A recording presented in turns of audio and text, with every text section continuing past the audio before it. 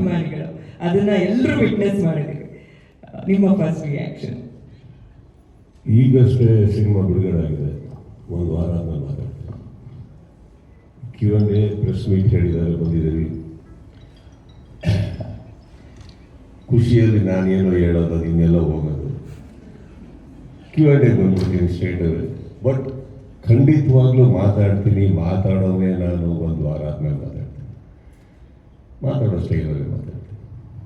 ಈಗ ನಿಜವಾಗ್ಲೂ ಒಂದಂತ ಹೇಳಬಲ್ಲೆ, ಪ್ರತಿಯೊಬ್ಬರು ಇರೋ ಮಾಧ್ಯಮ ಮಿತ್ರರಿಂದ ಹೇಳಿದ್ರು, ಇಲ್ಲೇ ಸಿಕ್ಕಾಪಟ್ಟೆ ಇದ್ದಾರೆ ನಮ್ಮವರು ಅಂದರೆ ಬ್ಯಾಂಡ್ ವಿಚಾರಕ್ಕಲ್ಲ, ಸಿನಿಮಾ ನೋಡಿ ಪ್ರೋತ್ಸಾಹ ಮಾಡೋಂಥದ್ದು.